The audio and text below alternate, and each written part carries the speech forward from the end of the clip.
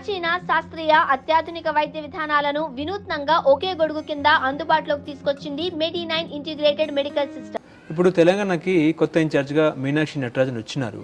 ఆమె పార్టీ ప్రక్షాళన కూడా చేస్తున్న పరిస్థితి.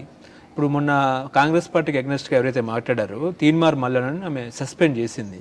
తీన్మార్ మల్లన్న ఏమో కులగన్న కాంగ్రెస్ పార్టీ సరిగా చేయలేదు అని చెప్పేసి ఆ పత్రాలను మీడియా లైవ్లో కాల్ చేశారు. దానికి ఆమె సీరియస్ అయ్యి సస్పెండ్ చేసింది. మీనాక్షి నటరాజన్ స్టార్ట్ చేశారా, అంటే ప్రక్షాళన స్టార్ట్ చేశారంటే ఏం చెప్తారు? అంటే ఆమె సింప్లిసిటీ అనేది నిరూపించుకున్నది వచ్చినప్పుడే. ఫ్లెక్సీలు, హంగామా ఇవన్నీ నాకేం వద్దు అని. అందులో 5 స్టార్ హోటల్లో గతంలో వచ్చిన వాళ్ళంతా 5 స్టార్ హోటల్లో ఉంటున్నారు. ఇప్పుడు లేదు, నేను గెస్ట్ హౌస్లోనే ఉంటానని గెస్ట్ హౌస్లో ఉంటుంది. కొంచెం సింప్లిసిటీగా ఉంది, నిజాయితీగా వ్యవహరించే వ్యవహారం ఉన్నట్టుంది. ఆమె కాంగ్రెస్ పార్టీలో ఉన్న విషయాలను హైకమాండ్కి అయితే నిక్కచ్చిగా తెలుపుతుంది. ఇప్పుడు తీన్మార్ మల్లన్నది పార్టీనే నిర్ణయం తీసుకున్నాడు, ఎందుకంటే పార్టీకి వ్యతిరేకంగా మాట్లాడినారు కాబట్టి. ఒకవేళ ఆయనకు ఈ బీసీ కులగణన మీద కానీ ఇంకొకటి దాని మీద కానీ ఏదన్నా ఉండింటే అతను ముఖ్యమంత్రితోనో ఎవరితోనో చర్చించాల్సింది. చర్చించకుండా ప్రతులు కాల్ చేయడం అని అంటే తన పరపతి కోసం చూసుకున్నాడు కానీ కాంగ్రెస్ పార్టీ పరపతి అది ఆయన తప్పు కదా. ఒక పార్టీగా సభ్యత్వం ఇచ్చినాక, పదవి కట్టపెట్టినాక పార్టీకి వ్యతిరేకంగా మాట్లాడడము, అటువంటి చర్యలు చేయడము తప్పే. అది క్రమశిక్షణను ఉల్లంఘించినట్టే అవుతుంది. దాని మీద పార్టీని నిర్ణయం తీసుకున్నారు. ఈమె కాదు తీసుకున్నది, ఈమె రాకముందే తీసుకున్నారు. ఇప్పుడు అయితే ఆమె పార్టీ ప్రచారం చేసేదానికి చర్చలు జరుగుతుంది. ఇప్పుడు ఎమ్మెల్సీ ఎన్నికల్లో ఎవరిని అభ్యర్థులను ఎంపిక చేయాలనే దానికి కూడా విచారణ చేసి ఆమె అభిప్రాయాలకు హైకమాండ్లో చెప్తుంది అనుకుంటున్నాను. అంటే కులగణన సరిగా చేయలేదంటారా కాంగ్రెస్ పార్టీ? కులగణన అంటే నేనేంటి చెప్తాను, అది సర్వే పోయినారు, సర్వే చేసినారు, కులగణన చేయలేదు, తప్పు చేసినారు.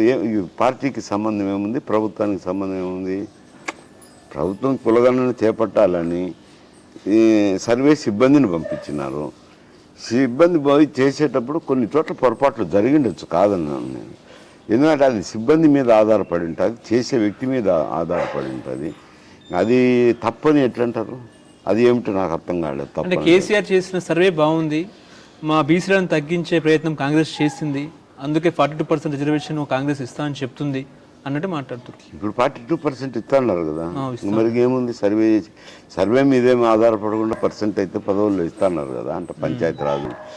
అది కులగణన సర్వే తప్పు తప్పు తప్పు అనేది ఎట్టవుతుంది?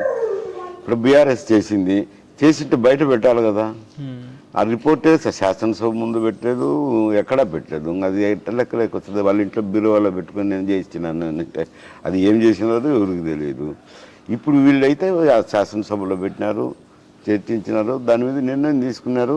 ఎందరన్నా ఉన్ని 42% అయితే ఇస్తామంటున్నారు కదా, మరి దానికి ఏంది? తెలంగాణలో బీసీ రాజ్యం వచ్చే దిశగా అడుగులు వేసే అవకాశం ఉందంటారా ఈ బీసీ సంఘాలు? కానీ ఏమది చెప్పలేం, భవిష్యత్తులో కావచ్చు కదా. కాంగ్రెస్కి చివరి ముఖ్యమంత్రి రేవంత్ రెడ్డి రేపు బీసీ రాజ్యమే అంటున్నారు. రావచ్చు, నేనేం కాదనడం లేదు కదా. అంట రాకూడదు అనేది ఎక్కడ ఉంది? స్పేస్ ఉందా? ఇంతకుముందు బీసీలు కూడా కొందరు అయినారు కదా చీఫ్ మినిస్టర్లు. ఇక్కడ అయినారు, నార్త్లో అయినారు, ఎక్కడైనా అవుతారు, దానికి ఏముంది? ఓకే, అంటే తీన్మార్ మల్లన్న ఈ రకంగా వ్యవహరించడం అనేది పార్టీకి ఇబ్బంది కలగలేదంటారా? కలిగిందంటారా? పార్టీకి ఇబ్బంది నష్టం అనేది కాదు. ఆయన సొంత వ్యవహారానికి వచ్చినప్పుడు ఒక పదవి ఒక పార్టీ ఇచ్చి అతన్ని గౌరవించినప్పుడు అది ఏదన్నా వచ్చి ఒకవేళ పొరపాట్లే జరిగినాయనుకో, పొరపాటుగా జరిగినాయని ఆయన ఫీల్ అవుతున్నాడు అనుకో, పార్టీ అధ్యక్షులు ఉన్నారు, పిసిసి అధ్యక్షులు, లేదంటే ముఖ్యమంత్రి ఉన్నాడు, ముఖ్యమంత్రికి కానీ పిసిసి అధ్యక్షులు కానీ ఇది ఇట్లుంది నా అభిప్రాయం అని చెప్పాలి కదా. చెప్పకుండా ప్రతిపక్షంలో ఉన్న వాళ్ళ మాదిరి గతంలో అతను చేసిన యాక్టివిటీని ఒక పార్టీలో ఉండి కంటిన్యూ చేయకూడదు కదా.